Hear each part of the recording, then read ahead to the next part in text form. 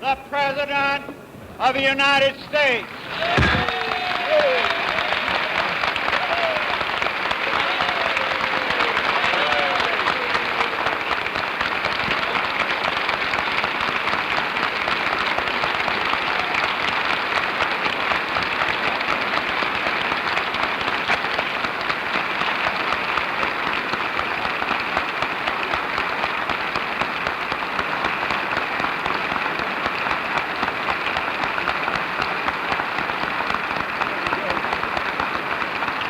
President.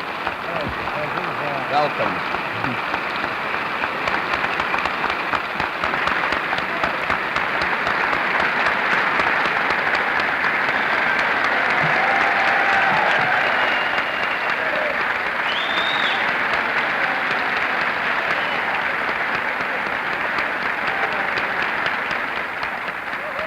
That, of course, is Vice President Humphrey and Speaker of the House McCormick behind the President.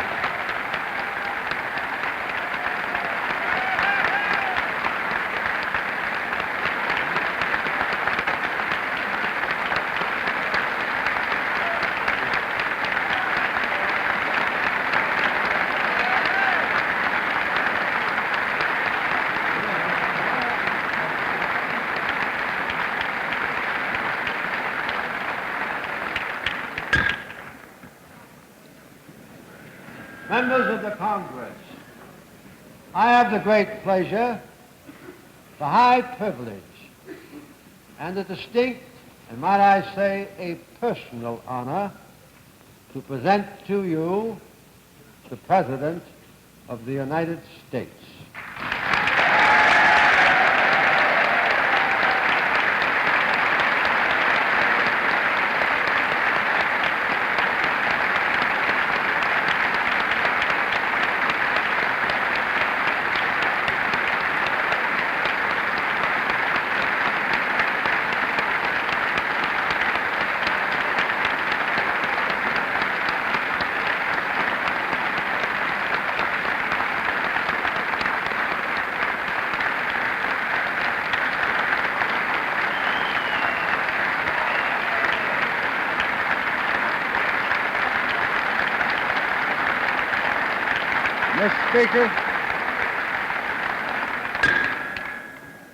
Mr. Speaker, Mr. Vice President,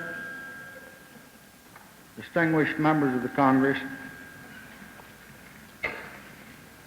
I share with all of you the grief that you feel at the death today of one of the most beloved and respected and effective members of this body, the distinguished representative from Rhode Island, Mr. Fogarty. I have come here tonight to report to you that this is a time of testing for our nation. At home, the question is whether we will continue working for better opportunities for all Americans when most Americans are already living better than any people in history.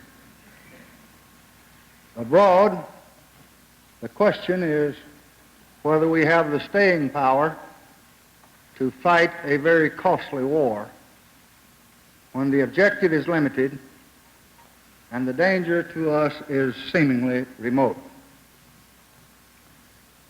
So our test is not whether we shrink from our country's cause when the dangers to us are obvious and close at hand, but rather whether we carry on when they seem obscure and distant. And some think that it is safe to lay down our burdens. I have come tonight to ask this Congress and this nation to resolve that issue, to meet our commitments at home and abroad, to continue to build a better America, and to reaffirm this nation's allegiance to freedom. As President Abraham Lincoln said, we must ask where we are and whither we're tending. The last 3 years bear witness to our determination to make this a better country. We have struck down legal barriers to equality. We have improved the education of 7 million deprived children. And this year alone, we have enabled almost 1 million students to go to college. We have brought medical care to older people that were unable to afford it. 3.5 million Americans have already received treatment under Medicare since July. We have built a strong economy that has put almost 3 million more Americans on the payrolls in the last year alone. We have included more than 9 million new workers under a higher minimum wage. We have launched new training programs to provide job skills for almost 1 million Americans. We have helped more than 1,000 local communities to attack poverty in the neighborhoods of the poor. We have set out to rebuild our cities on a scale that's never attempted before. We have begun to rescue our waters from the menace of pollution and to restore the beauty of our land and our countryside and our cities and our towns. We have given 1 million young Americans a chance to earn through the Neighborhood Youth Corps or through Head Start, a chance to learn. So together we have tried to meet the needs of our people, and we have succeeded in creating a better life for the many as well as the few. And now we must answer whether our gains shall be the foundations of further progress or whether they shall be only monuments to what might have been, abandoned now by people who lack the will to see their great work through. I believe that our people do not want to quit. Though the task is great, they work hard, often frustrating, and success is a matter of days or months, of years, sometimes it may be even decades. But I have come here tonight to discuss with you 5 ways of carrying forward the progress of these last 3 years. And these 5 ways concern programs and partnership and priorities and prosperity and peace. First, programs. We must see to it, I think, that these new programs that we have passed work effectively and are administered in the best possible way. 3 years ago, we set out to create these new instruments of social progress. This required trial and error, and it has produced both. But as we learn through success and failure, we are changing our strategy and we are trying to improve our tactics. In the long run, these starts, some rewarding, others inadequate and disappointing, are crucial to success. One example is the struggle to make life better for the less fortunate among us. On a similar occasion, at this rostrum in 1949, I heard a great American president, Harry S. Truman, declare this, and I quote, "The American people have decided that poverty is just as wasteful and just as unnecessary as preventable disease." Unquote. Many listened to President Truman that day here in this chamber, but few understood what was required and did anything about it.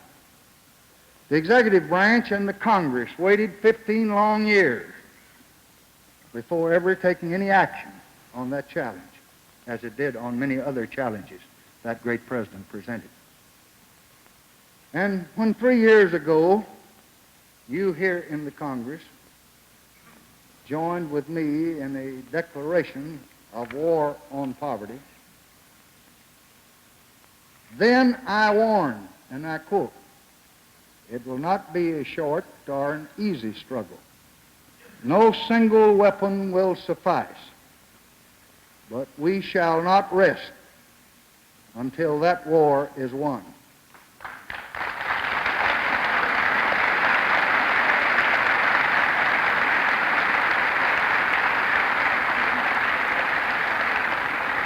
And I have come here to renew that pledge tonight. I recommend that we intensify our efforts to give the poor a chance to enjoy and to join in this nation's progress.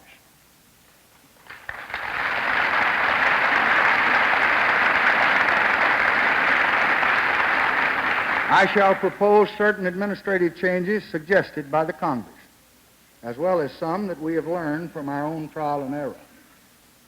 I shall urge special methods and special funds to reach the hundreds of thousands of Americans that are now trapped in the ghettos of our big cities, and through Head Start to try to reach out to our very young little children. The chance to learn is their brightest hope and must command our full determination. For learning brings skills, and skills bring jobs, and jobs bring responsibility and dignity, as well as taxes. This war, like the war in Vietnam, is not a simple one. There is no single battle line which you can plot each day on a chart. The enemy is not easy to perceive, or to isolate, or to destroy. There are mistakes and there are setbacks, but we are moving, and our direction is forward. This is true with other programs that are making and breaking new ground. Some do not yet have the capacity to absorb well or wisely all the money that could be put into them. Administrative skills and trained manpower are just as vital to their success as dollars. And I believe those skills will come, but it will take time and patience and hard work. Success cannot be forced at a single stroke. So we must continue to strengthen the administration of every program if that success is to come, as we know that it must. We have done much in the space of 2 short years working together. I have recommended, and you, the Congress, have approved 10 different reorganization plans, combining and consolidating many bureaus of this government, and creating 2 entirely new cabinet departments. And I have come tonight to propose that we establish a new department, a Department of Business and Labor. By combining the Department of Commerce with the Department of Labor and other related agencies, I think that we can create a more economical, efficient, and streamlined instrument that will better serve a growing nation. This is our goal throughout the entire federal government. Every program will be thoroughly evaluated. Grant and aid programs will be improved and simplified, as desired by many of our local administrators and our governors. Where there have been mistakes, we will try very hard to correct them. Where there has been progress, we will try to build upon it. Our second objective is partnership, to create an effective partnership at all levels of government. And I should treasure nothing more than to have that partnership begin between the executive and the Congress. The 88th and the 89th Congress passed more social and economic legislation than any single 2 Congresses in American history. Most of you who were members of those Congresses voted to pass most of those measures. But your efforts will come to nothing unless it reaches the people. Federal energy is essential, but it is not enough. Only a total working partnership among federal, state, and local governments can succeed. The test of that partnership will be the concern of each public organization, each private institution, and each responsible citizen. Each state and county and city needs to examine its capacity for government in today's world, as we are examining ours in the Executive Department, and as I see you are examining yours. Some will need to reorganize and reshape their methods of administration, as we are doing. Others will need to revise their constitutions and their laws to bring them up to date, as we are doing. Above all, I think we must work together and find ways in which the multitudes of small jurisdictions can be brought together more efficiently. During the past 3 years, we have returned to state and local governments about $40 billion in grants and aid.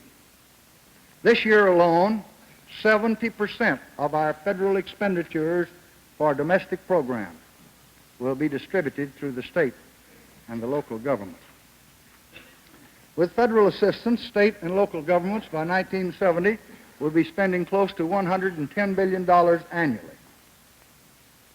These enormous sums must be used wisely, honestly, and effectively. We intend to work closely with the states and the localities to do exactly that. Our third objective is priorities, to move ahead on the priorities that we've established within the resources that are available. I wish, of course, that we could do all that should be done, and that we could do it now. But the nation has many commitments and responsibilities which make heavy demand upon our total resources. No administration would more eagerly utilize for these programs all the resources they require than the administration that started them. So let us resolve now to do all that we can with what we have, knowing that it is far, far more than we have ever done before, and far, far less than our problems will ultimately require. Let us create new opportunities for our children and our young Americans who need special help. We should strengthen the Head Start program, begin it for children 3 years old, and maintain its educational momentum by following through in the early years. We should try new methods of child development and care from the earliest years before it's too late to correct. And I will propose these measures to the 90th Congress. Let us ensure that older Americans and neglected Americans share in their nation's progress. We should raise Social Security payments by an overall average of 20%.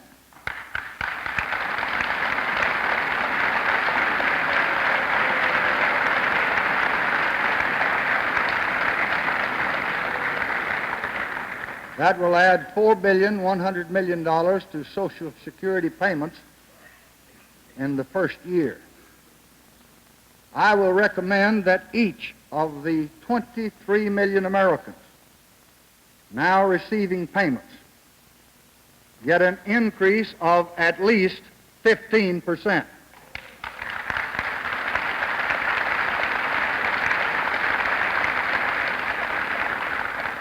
I will ask that you raise the minimum payments by 59% from $44 to $70 a month, and to guarantee a minimum benefit of $100 a month for those with a total of 25 years of coverage.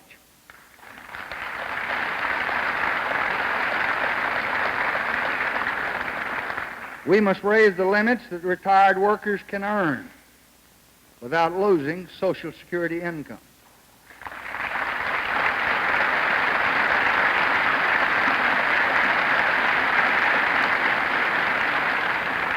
We must eliminate by law unjust discrimination in employment because of age.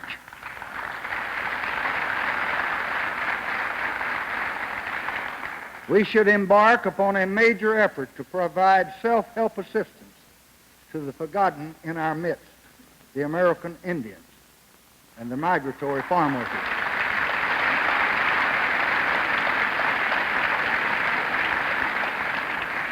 And we should reach with the hand of understanding to help those who live in rural poverty.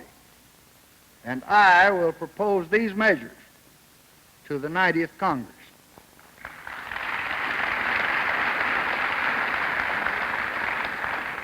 So let us keep on improving the quality of life and enlarging the meaning of justice for all of our fellow Americans. We should transform our decaying slums into places of decency through the landmark Model Cities program.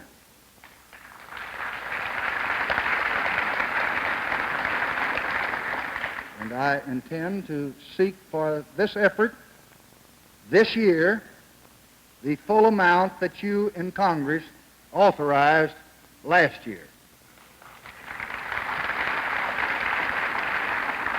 We should call upon the genius of private industry and the most advanced technology to help rebuild our great cities.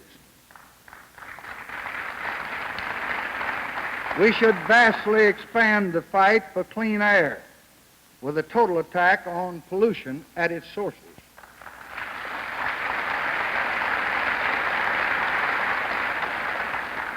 And because air, like water, does not respect man-made boundaries, we shall set up regional airsheds throughout this great land.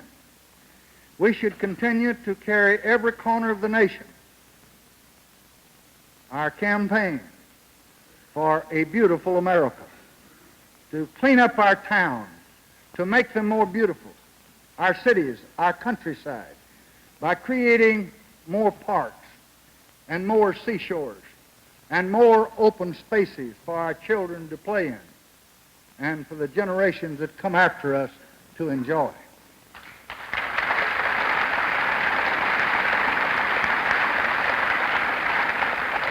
We should continue to seek equality and justice for each citizen before a jury, in seeking a job, in exercising his civil rights. We should find a solution to fair housing so that every American, regardless of color, has a decent home of his choice.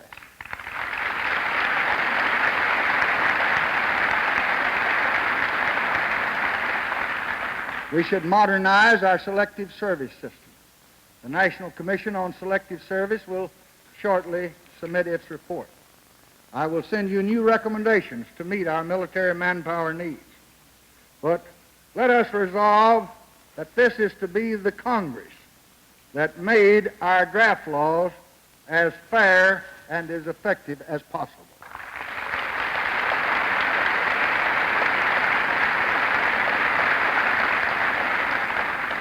We should protect what Justice Brandeis called the, quote, right most valued by civilized men, unquote, the right to privacy. We should outlaw all wiretapping, public and private,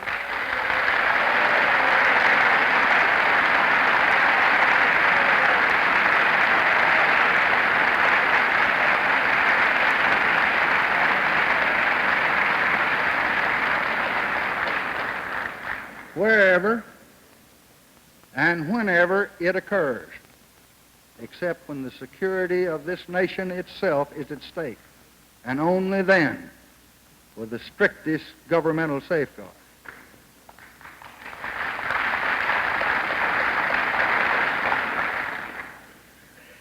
And we should exercise the full reach of our constitutional powers to outlaw electronic bugging and snooping.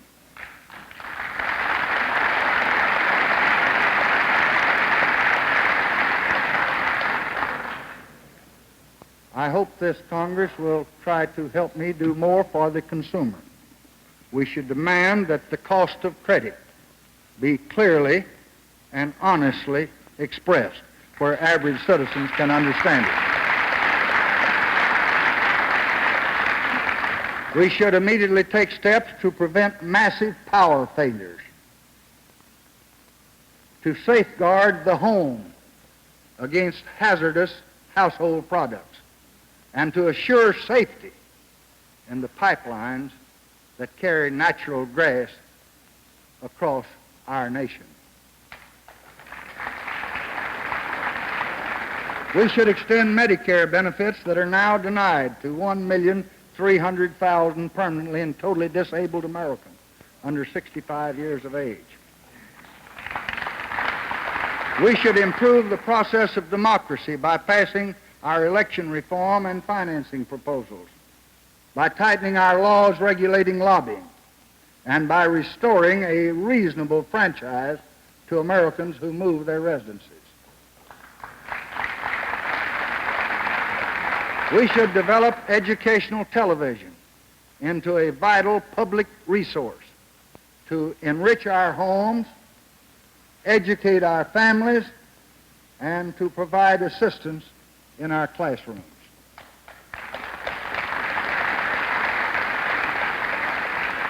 And we should insist that the public interest be fully served through the public's airways. And I will propose these measures to the 90th Congress. And now we come to a question that weighs very heavily on all of our minds, on yours and mine. This nation must make an all-out effort to combat crime.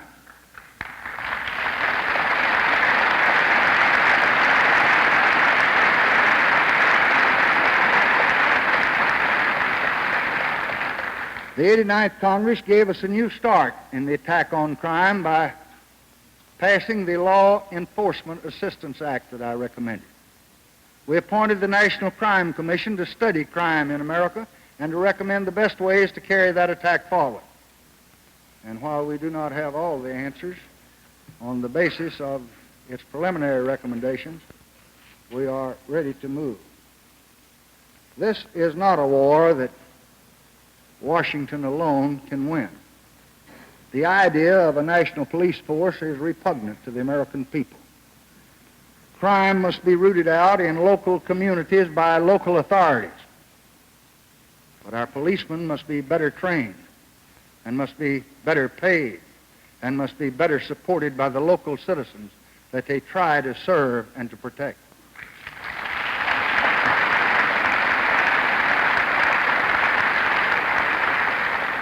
And the national government can and expects to help. And so I will recommend to the 90th Congress the Safe Streets and Crime Control Act of 1967.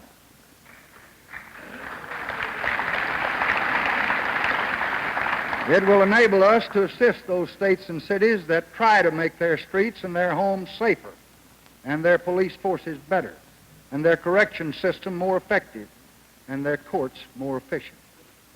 And when the Congress approves, the federal government will be able to provide a substantial percentage of the cost, 90% of the cost for developing the state and local plan, master plan to combat crime in their area. 60% of the cost of training new tactical units and developing instant communications and special alarm systems and introducing the latest equipment and techniques so that they can become weapons in the war on crime. And 50% of the cost of building crime laboratories and police academy type centers so that our citizens can be protected by the best trained and served by the best equipped police to be found anywhere. We will also recommend new methods to prevent juvenile delinquents from becoming adult delinquents. And we'll seek new partnerships with states and cities in order to deal with this hideous narcotics problem. And we'll recommend strict control on the sale of firearms.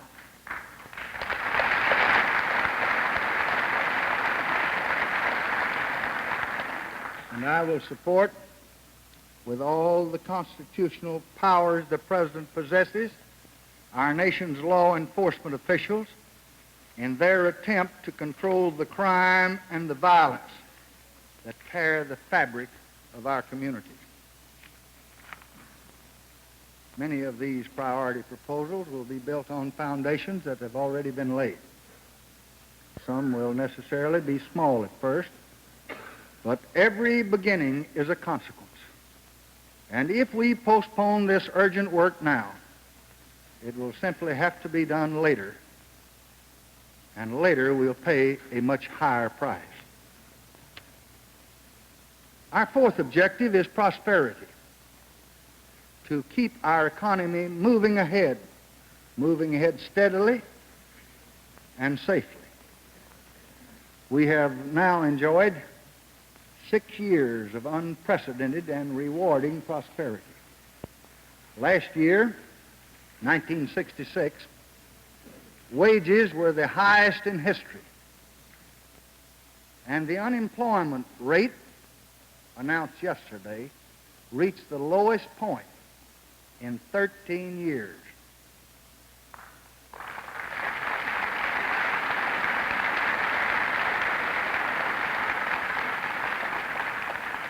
The total after-tax income of the American families after taxes rose nearly 5%. The corporate profits after taxes rose a little more than 5%. Our gross national product advanced 5.5% to about $740 billion. Income per farm went up 6%. Now, we have been greatly concerned because consumer prices rose 4.5% over the 18 months since we decided to send troops to Vietnam. This was more than we had expected, and the government tried to do everything that we knew how to do to hold it down. Yet we were not as successful as we wished to be. In the 18 months after we entered World War II, prices rose not 4.5%, but 13.5%. In the first 18 months after Korea, the conflict broke out there, prices rose not 4.5%, but 11%. Now, during those two periods, we had OPA price controls that the Congress gave us, or Labor Board wage controls. Since Vietnam, we have not asked for those controls, and we have tried to avoid imposing them. We believe that we have done better, but we make no pretense of having been successful or done as well as we wished.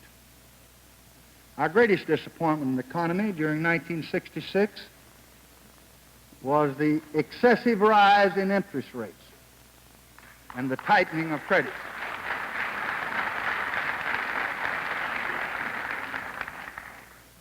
They imposed very severe and very unfair burdens on our home buyers and on our home builders and all those associated with the home industry.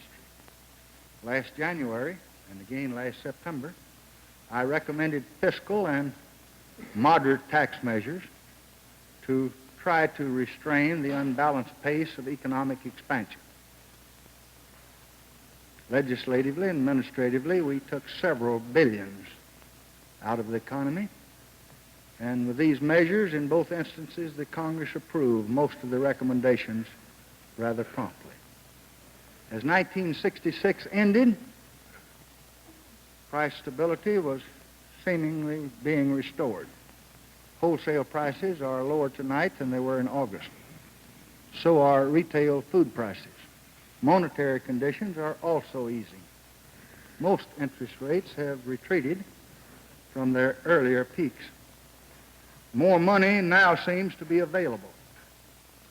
And given the cooperation of the Federal Reserve System, which I so earnestly seek, I am confident that this movement can continue. And I pledge the American people that I will do everything in a president's power to lower interest rates and to ease money in this country.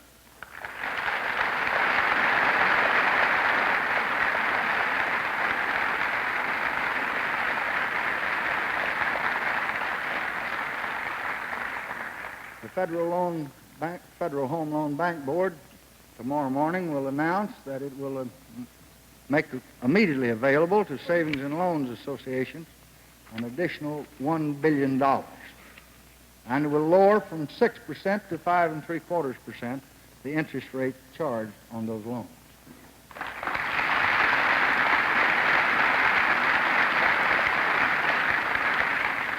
We shall continue on a sensible course of fiscal and budgetary policy that we believe will keep our economy growing without new inflationary spirals, that will finance responsibly the needs of our men in Vietnam and the progress of our people at home, that will support a significant movement in our export surplus, and will press forward toward easier credit and toward lower interest rates.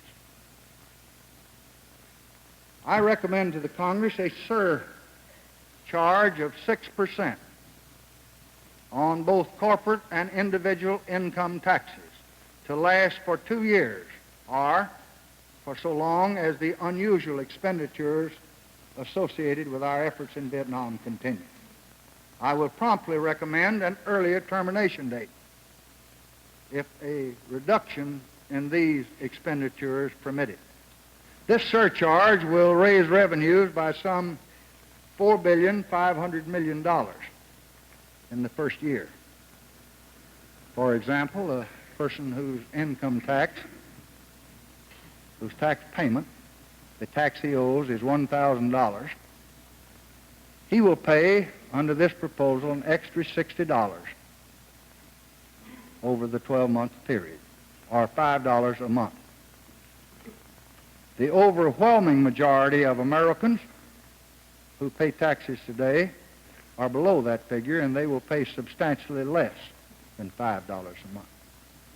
Married couples with 2 children with incomes up to $5,000 per year will be exempt from this tax, as will single people with an income of up to $1,900 a year. Now, if the Americans today still paid the income and excise tax rates in effect when I came into the presidency in the year 1964, their annual taxes would have been over $20 billion more than at present tax rates. So this proposal is that while we have this problem and this emergency in Vietnam, while we're trying to meet the needs of our people at home, your government asks for slightly more than 1/4 of that tax cut each year in order to try to hold our budget deficit in fiscal 1968 within prudent limits, and to give our country and to give our fighting men the help they need in this hour of trial. For fiscal 1967, we estimate the budget expenditures to be $126.7 billion, 126.7, and revenues of $117 billion. That will leave us a deficit this year of $9.7 billion. For fiscal 1968, we estimate the budget expenditures of $135 billion. And with the tax measures recommended and a continuing strong economy, we estimate revenues will be $126.9 billion. The deficit then will be $8.1 billion. I will very soon forward all of my recommendations to the Congress. Yours is the responsibility to discuss and to debate them. to approve or modify or reject them. I welcome your views as I have welcomed working with you 30 years as a colleague and as Vice President and President. I should like to say to the members of the opposition, whose numbers, if I am not mistaken, seem to have increased somewhat,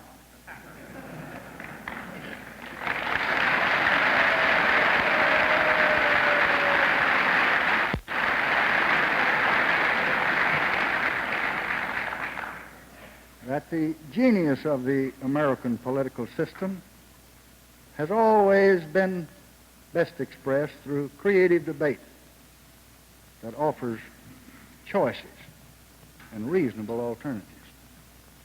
Throughout our history, great Republicans and Democrats have seemed to understand this. So let there be light and reason in our relations.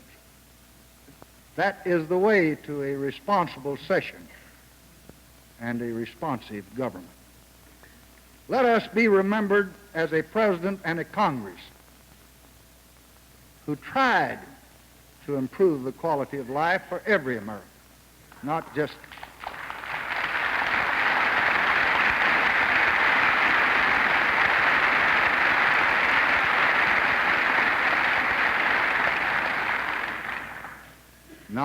the rich, not just the poor, but every man, woman, and child in this great nation of ours. We all go to school, to good schools or bad schools. We all take air into our lungs, clean air or polluted air. We all drink water, pure water or polluted water. We all face sickness someday, and some more often than we wish, and old age as well. We all have a stake in this great society, in its economic growth, in reduction of civil strife, a great stake in good government. And we just must not arrest the pace of progress that we've established in this country in these years.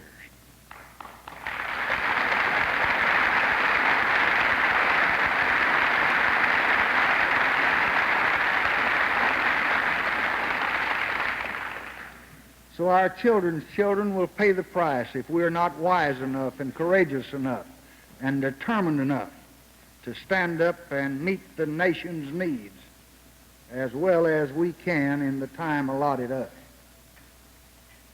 Abroad as at home, there's also risk and change. But abroad as at home, there is a greater risk in standing still.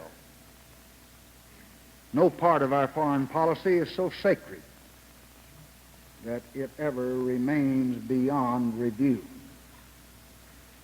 We shall be flexible where conditions in the world change and where man's efforts can change them for the better.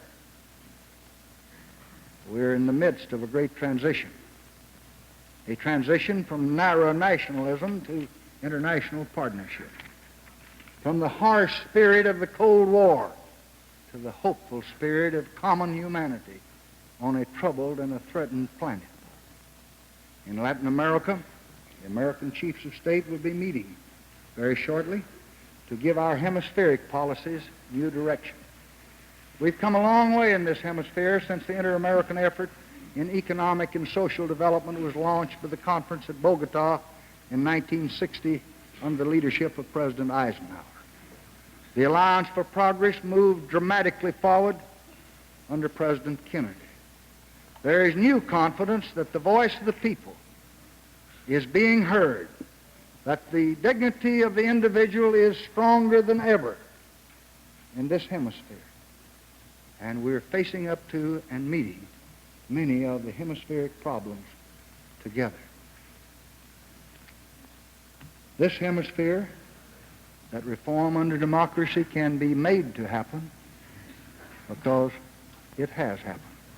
So together, I think, we must now move to strike down the barriers to full cooperation among the American nations, to free the energies and the resources of two great continents on behalf of all of our citizens.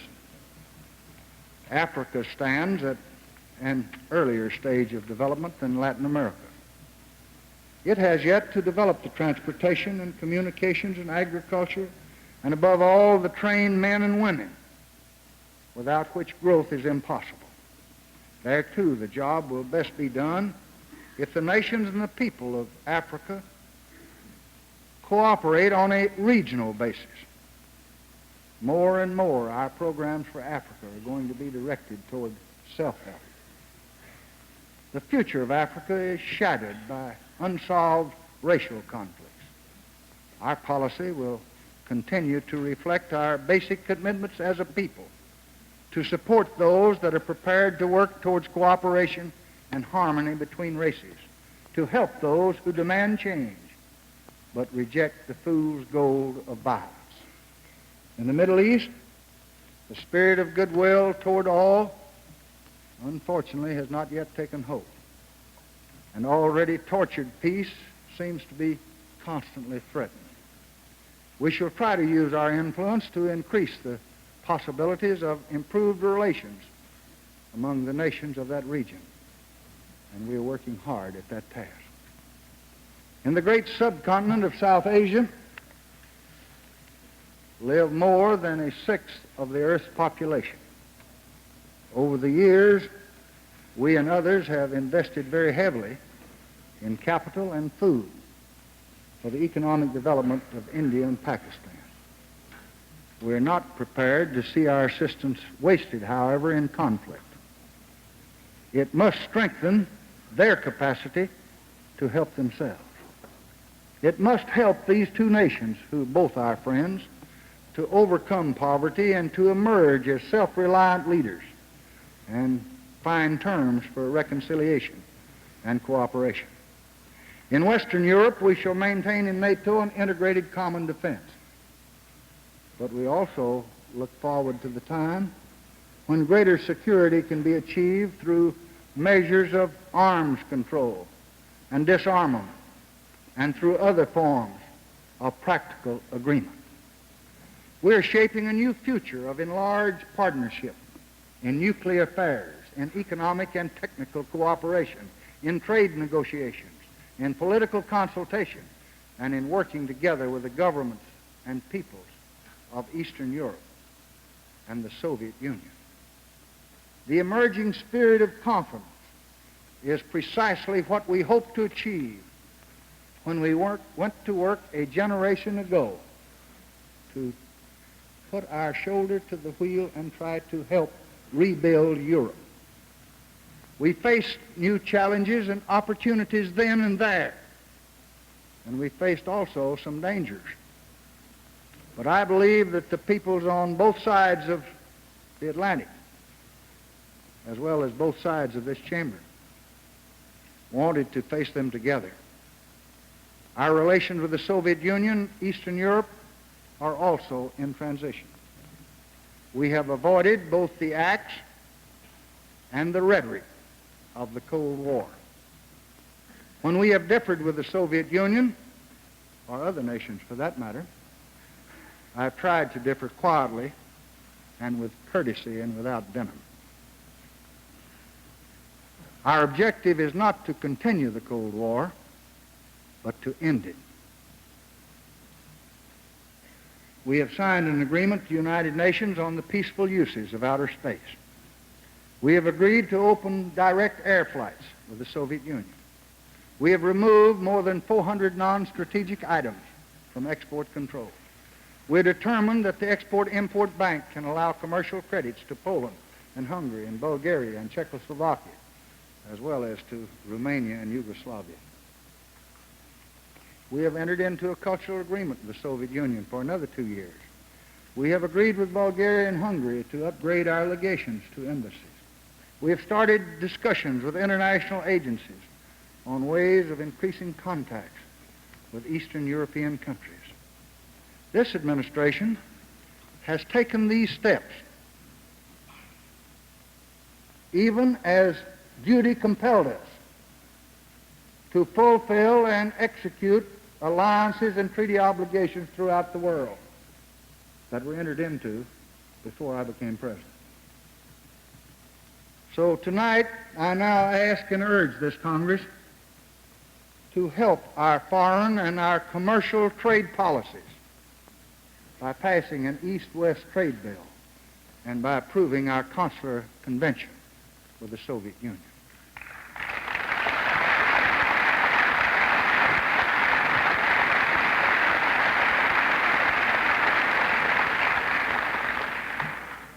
The Soviet Union has in the past year increased its long-range missile capabilities. It has begun to place near Moscow a limited anti-missile defense. My first responsibility to our people is to assure that no nation can ever find it rational to launch a nuclear attack or to use its nuclear power as a credible threat against us or against our allies.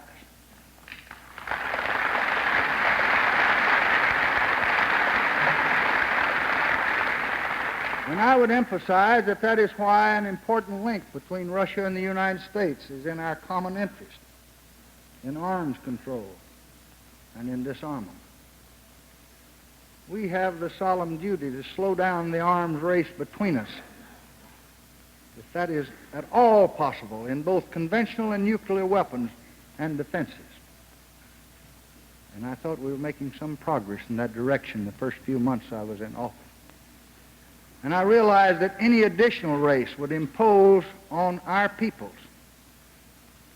and on all mankind for that matter an additional waste of resources with no gain in security to either side. I expect in the days ahead to closely consult and seek the advice of the Congress about the possibilities of international agreements bearing directly upon this problem. Next to the pursuit of peace, the really greatest challenge to the human family is the race between food supply and population increase. That race tonight is being lost. The time for rhetoric has clearly passed. The time for concerted action is here, and we must get on with the job. We believe that three principles must prevail if our policy is to succeed.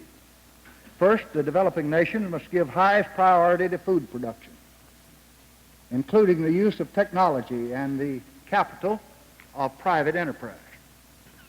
Second, nations with food deficits must put more of their resources into voluntary family planning programs. And third, the developed nations must all assist other nations to avoid starvation in the short run and to move rapidly towards the ability to feed themselves. Every member of the world community now bears a direct responsibility to help bring our most basic human account into balance. I come now finally to Southeast Asia, and to Vietnam in particular. Soon I will submit to the Congress a detailed report on that situation. Tonight I want to just review the essential points as briefly as I can. We are in Vietnam because the United States of America and our allies are committed by the SEATO Treaty to, quote, act to meet the common danger of aggression in Southeast Asia. We are in Vietnam because an international agreement signed by the United States, North Vietnam, and others in 1962 is being systematically violated by the communists. That violation threatens the independence of all the small nations in Southeast Asia and threatens the peace of the entire region and perhaps the world. We are there because the people of South Vietnam have as much right to remain non-communist, if that is what they choose, as North Vietnam has to remain communist. We are there because the Congress has pledged by solemn vote to take all necessary measures to prevent further aggression. No better words could describe our present course than those once spoken by the great Thomas Jefferson. It is the melancholy law of human societies to be compelled sometimes to choose a great evil in order to ward off a greater evil. We have chosen to fight a limited war in Vietnam in an attempt to prevent a larger war, a war that's almost certain to follow, I believe, if the communists succeeded in overrunning and taking over South Vietnam by aggression and by force.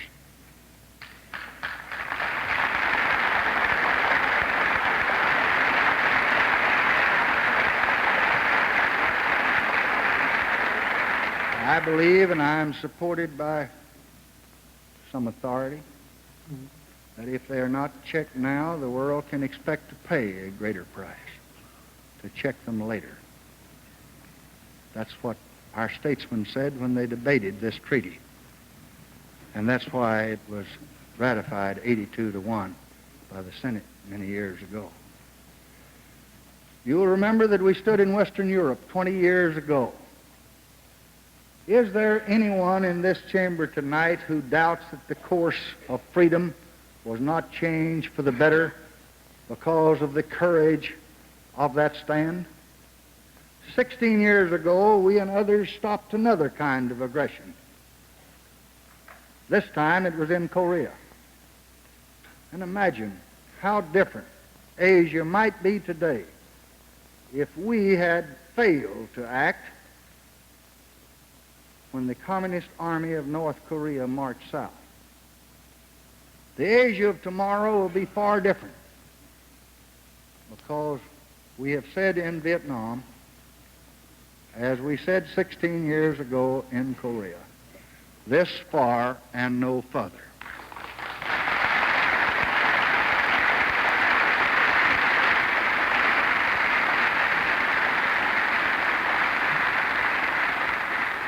I think I reveal no secrets when I tell you that we are dealing with a stubborn adversary that's committed to the use of force and terror to settle political questions.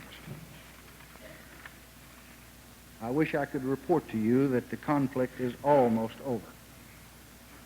This I cannot do. We face more cost, more loss, and more agony. For the end is not yet. I cannot promise you that it will come this year or come next year. Our adversary still believes, I think tonight, that he can go on fighting longer than we can, and longer than we and our allies will be prepared to stand up and resist. Our men in that area, they're nearly 500,000 now, have borne well the burden and the heat of the day. Their efforts have deprived the communist enemy of the victory that he sought and that he expected a year ago. We have steadily frustrated his main forces. General Westmoreland reports that the enemy can no longer succeed on the battlefield. Our pressure. So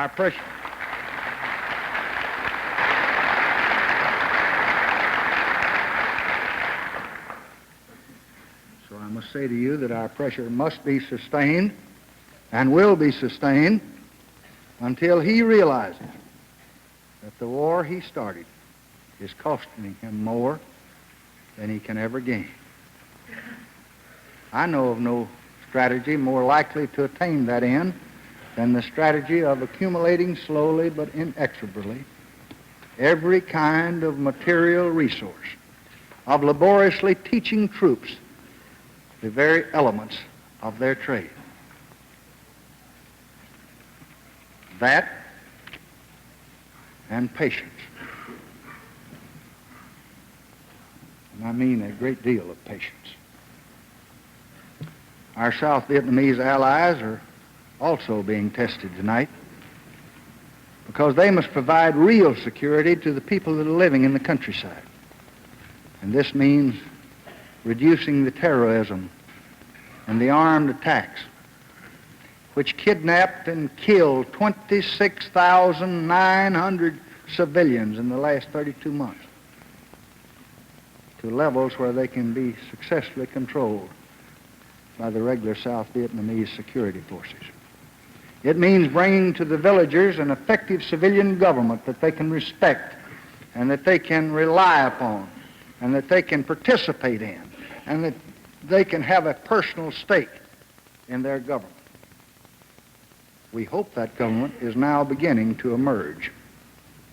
While I cannot report the desired progress in the pacification effort, the very distinguished and able Ambassador Henry Cabot Lodge reports that South Vietnam is turning to this task with a new sense of urgency. And we can help, but only they can win this part of the war. Their task is to build and protect a new life in each rural province. One result of our stand in Vietnam is already clear. It is this: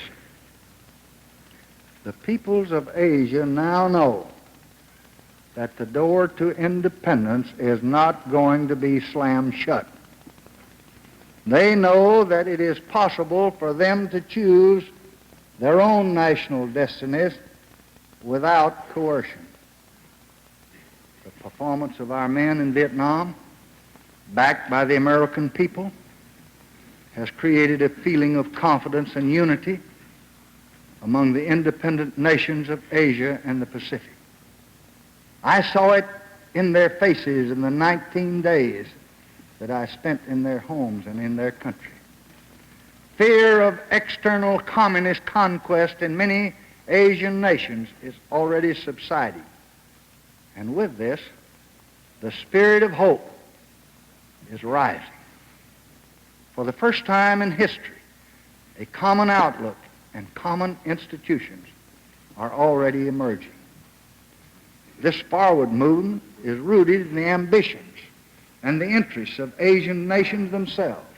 It was precisely this movement that we hoped to accelerate when I spoke at Johns Hopkins in Baltimore in April 1965, and I pledged a much more massive effort to improve the life of man in that part of the world, in the hope that we could take some of the funds that we were spending on bullets and bombs and spend on schools and production.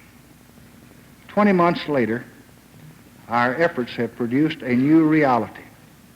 The doors of the billion-dollar Asian Bank that I recommended to the Congress and you endorsed almost unanimously, I'm proud to tell you, are already open. Asians are engaged tonight in regional efforts in a dozen new directions. Their hopes are high, their faith is strong, their confidence is deep. And even as the war continues, we shall play our part in carrying forward this constructive, historic development. As recommended by the Eugene Black Mission, and if other nations will join us, I will seek a special authorization from the Congress of $200 million for East Asian regional program, because we are eager to turn our resources to peace. Our efforts in behalf of humanity, I think, need not be restricted by any parallel or by any boundary line. The moment that peace comes, as I pledged in Baltimore, I will ask the Congress for funds to join in an international program of reconstruction and development for all the people of Vietnam and their deserving neighbors who wish our help. We shall continue to hope for a reconciliation between the people of mainland China and the world community, including working together in all the tasks of arms control and security and progress on which the fate of the Chinese people, like their fellow men elsewhere, depends. we would be the first to welcome a China which decided to respect her neighbor's rights. We would be the first to applaud her were she to apply her great energies and intelligence to improving the welfare of her people. And we have no intention of trying to deny her legitimate needs for security and friendly relations with her neighboring countries. Our hope that all of this will someday happen rests on the conviction that we, the American people and our allies, will and are going to see Vietnam through to an honorable peace.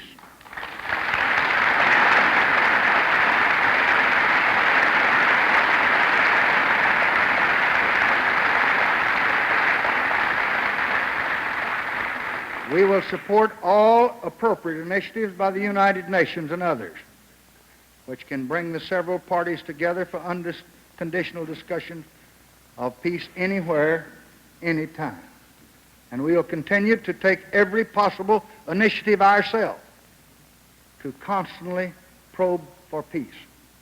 And until such efforts succeed, or until the infiltration ceases, or until the conflict subsides, I think the course of wisdom for this country is that we just must firmly pursue our present course. We will stand firm in Vietnam.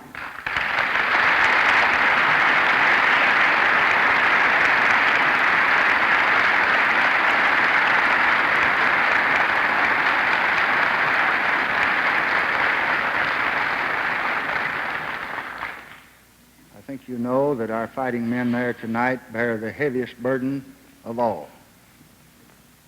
With their lives, they serve this nation, and we must give them nothing less than our full support. And we have given them that. Nothing less than the determination that Americans have always given their fighting men. Whatever our sacrifice here, even if it's more than $5 a month, it's small compared to their own. How